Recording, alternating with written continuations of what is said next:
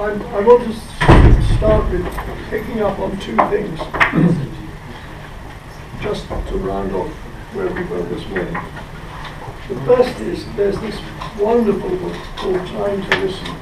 Who has come across a book called Time to Listen? You have.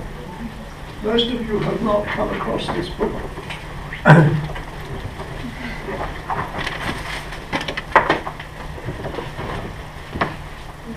This is the book. You can download it. So it's if you just Google for Anderson Time to Listen, you'll get it. If you don't want to download the whole thing, then I recommend the introduction and the conclusion. But it's full of very, very good stuff. What they did was, over 3 years, they went to over 20 countries, I think, and they sat down and listened to people who were in the aid chain, people who were receiving aid. And this included people in NGOs, INGOs, probably INGOs in the UK and elsewhere, as well as in country partners and so on. And simply listened to them. They didn't go as donors or anything, they just listened and asked them to talk. And this is a synthesis of what people said. And it's powerful stuff. It's full of very, very moving quotations, which present a reality which is quite different from the common fiction, not perhaps of present company, but the common fiction of some people in some donor agencies. I mean, just to summarize, they said wherever something really good is happening, there was always a person, which points to the primacy of the personal. People said, we appreciate receiving aid, but we wish we didn't need it, and we'd like to be free of it. They said it comes too much and too fast. Too much and too fast. And this is a bit like DFID, you know, getting the money out of the door is the expression. And the scramble to spend over £1 billion in the last 6 weeks of the financial year, you know. This is the reality of the aid system. And they said, we wish that we could have personal relationships with our donors. We like to know who they are, we like to be able to have conversations with them. And if you think about things, which I was having a conversation with Joe over the coffee break, if you think about things like the log frame, if you go and talk to anybody, in DFID for instance, they'll say, of course you can change the log frame, you know. But people don't like to, and they don't like to partly because they feel desperate that they've got to keep on good relations with the donor, and they haven't met the donor as a person. They can't say it face to face. Even the telephone, you know, has gone out, it's all emails. The telephone is one very good thing to use. If you talk over the telephone, old-fashioned technology, right? Talk over the telephone, you can say things over the telephone, which if you put them in an email, you'll spend hours agonizing how they're going to react to this, blah, blah, blah. What do they really mean by this? It's much, much better to have the personal contact. I mean, this is something that those of us from the so-called North need to learn from the so-called South, because it's no news to many people, yes. Another question, for example, right now DFID increasingly so is routing its funding through management consultancy. So for example, KPMG, yes. PricewaterhouseCoopers, so they're actually our funding manager. So we do not interface with the FID, and we're not allowed to interface with the FID. Our funding manager interfaces with us on our contractual obligation. So commercial contracts is the increasing trend. So we're getting these big bids, big projects, commercial contracts, obligations to have funding managers who are not even in the development sector. So how do we kind of overcome that challenge in communication? How do we use our tools to influence and perhaps to reverse that kind of interaction? Well, it's a bloody situation. It is, isn't it? It's absolutely bloody. It's absolutely bloody, and I mean, you've simply got to try to educate them. And you've got to keep on pushing at them and try and expose them to the reality invite them.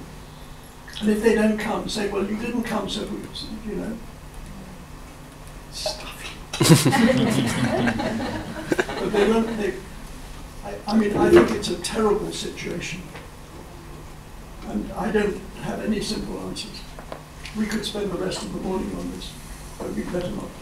The second thing I wanted to say, but it's related to this, is about payment by results. I've told you my biases and my prejudices. I've written a blog about this. Has anybody seen that blog? It's called Frogs in a Pot. No. Frogs in a Pot. If you haven't, well, I mean, it's, I don't know, could you make it available to, Yeah, to we can sit around people, yeah, if everyone's doing it. Yes, that's right.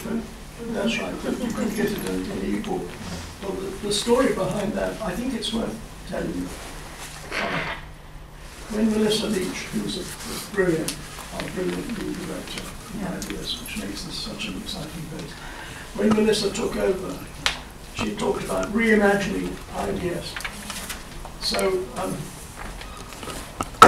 in the gents upstairs, I'm afraid women work extremely, but that's what we do with toilets, isn't it? Well,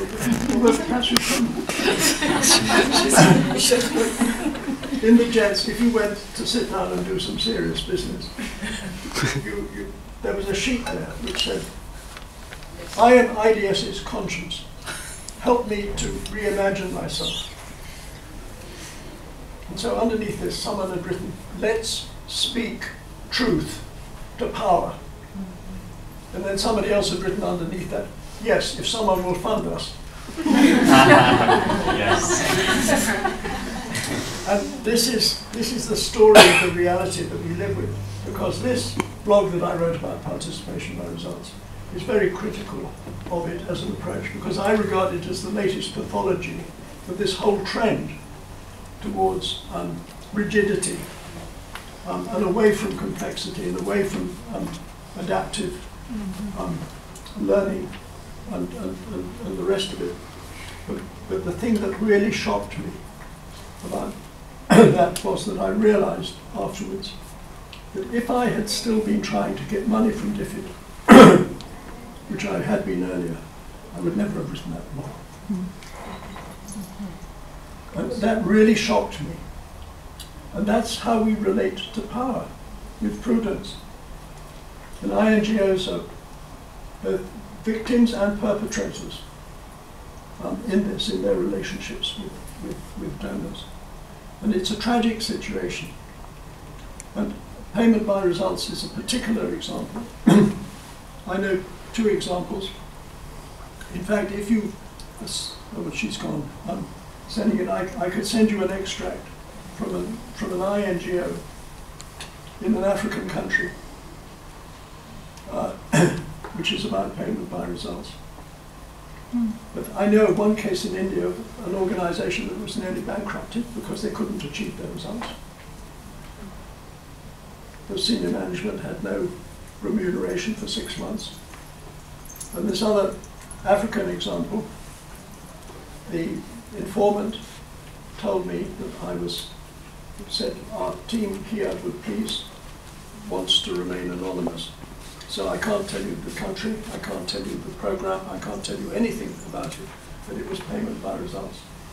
And what was in that email, and I've extracted it so that you can't identify, you can have that copy of a bit of the email.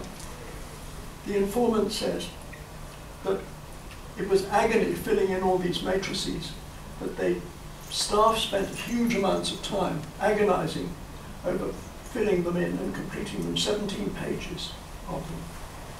That for reasons outside their control, their partners could not achieve the results. And so the INGO, had to fund the partners to protect them against this. So the INGO was out of pocket for reasons which I can't tell you, that they were beyond their control. And they said also that in submitting their proposal, they cut out all innovations except one. And the Secretary of State, in her announcement, she said this is a good way of sharing risk. Well, that's poppycock. It's not. It's a way of transferring all the risk to the recipient. The whole bloody risk. Because they don't get paid unless they achieve these preset targets. So emergence, changing goals, forget it. It's tram lines, it's engineering. And we're not in an engineering world. We're in an emergent, complex world. You see why I'm angry? I really am very, very angry about this because it gets accepted. When the log frame came in, I thought it was, some of us thought it was so absurd and such a misfit that it would die a natural death. Not a bit of it. Lots and lots of consultants got trained in the log frame, and then they trained other people in the log frame, and they made a very nice sustainable livelihood, thank you very much, by helping people to fill in the log frames. Now it's accepted. Nobody quarrels with the log frame. Frogs in a pot. Straight jackets for obstacle courses is the subtitle of this thing. And all of us are in danger of being put in straight jackets for what are really obstacle courses, with unpredictable obstacles and unpredictable opportunities. I could go on, and I mustn't because we must get into some participatory, but I'll just tell you one final anecdote. A funding agency came here, and the work that I do on water and sanitation, we were trying to get funds from them. And we sat down for an hour. And I said, all through the 90s and the noughties, we would have an element in our grant which was 10 to 15% for unanticipated opportunities. This was Swedish Seed and SDC. And DFID at one time accepted this. And we would report specially on how we, because we knew unexpected things are going to happen. That's one thing you can be sure about, is that unexpected things will happen, unexpected opportunities to do something other than what you said you would do. And this representative of this organization, which shall remain nameless, looked me straight in the eye and said, the XXXXXXX Foundation does not do complexity. And I thought that the person concerned was being ironic. I'm very sorry, but I think she was dead serious. So this is a real problem that we have in our development world. This isn't what this morning's meant to be about, although it is actually relevant, because there are other ways of generating data and of representing people's realities. And that's what we're going to go into now. Is that all right with you? Yeah.